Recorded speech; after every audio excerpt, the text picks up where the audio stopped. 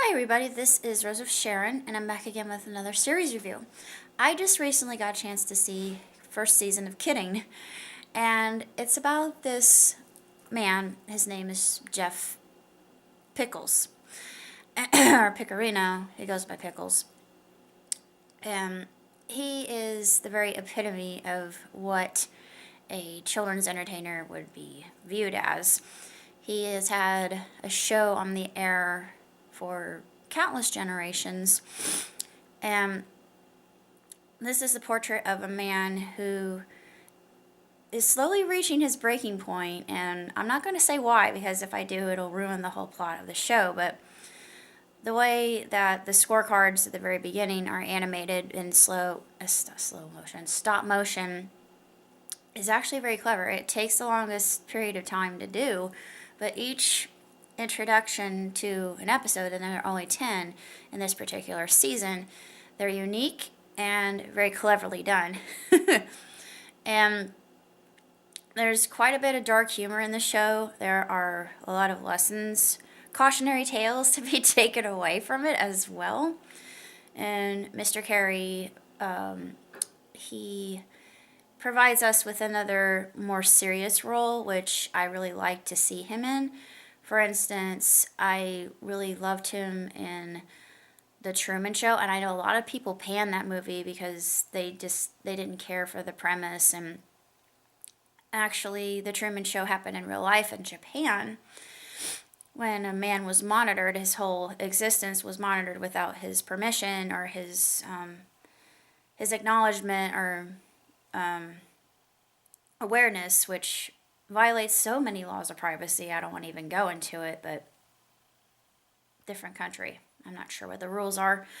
Um, Needless to say, I remember when that actually happened, and I've always been a huge fan of The Truman Show, and this has a lot of similar elements to that, just in the fact that we're watching a man's life. He has the whole image surrounding him. His father sees him as a marketing gimmick and easy money because he has his name attributed to so much merchandise, including his own version of kids cuisine. That if you have kids, you probably know what that is. I grew up with it when I was a little child, and I remember some of them were really great TV dinners, and some of them were less than phenomenal and really disgusting. But he was trying to introduce people to having vegetables, and then it made me think of the cookbook Deceptively Delicious, which is written by Jerry Seinfeld's wife. It was just a very tricky way to get her son to eat vegetables when he wouldn't do it. But it's actually very functional. It's very practical in the way it's written.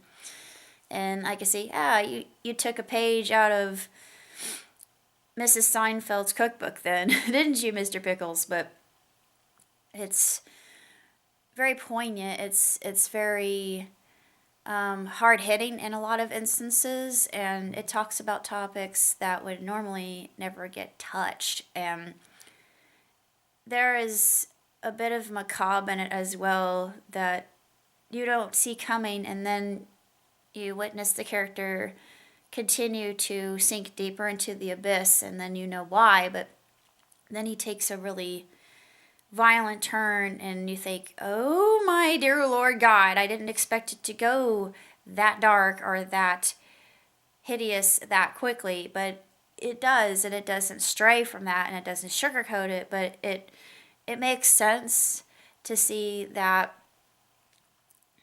Jeff would do that. And yes, his intentions might be well met and might be good, but he's going about it in the entirely different way. And the wrong manner is just horrendous.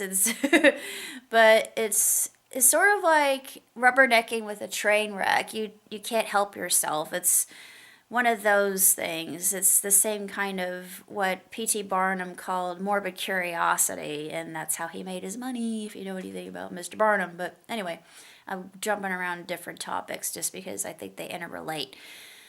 The long and short of it is I love Kidding, and I'm looking forward to a second season. And it's it's a dark comedy, and it's very clever. It's witty. It's very well written. It's exceptionally written. A lot of the lines are very poetic, but very tragic in their way. You can sense, you can actually really feel the agony that Jeff is going through, and you can see his dysfunctional family, and then you see a ray of hope for him, and then that ray of hope turns into darkness just immediately, and it's like a switch, and whew, yeah, disaster to say the least, but it is a sensational show.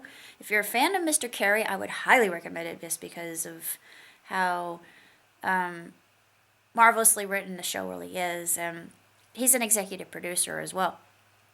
But they greenlit a second show. It's very short. You can have a marathon and enjoy it for its duration, but it leaves on the most unsettling cliffhanger I have ever witnessed in a show in my whole 39 years of existence on this planet. But basically, that's all I have to say. So until next time, live on, prosper. Ciao, tootsie.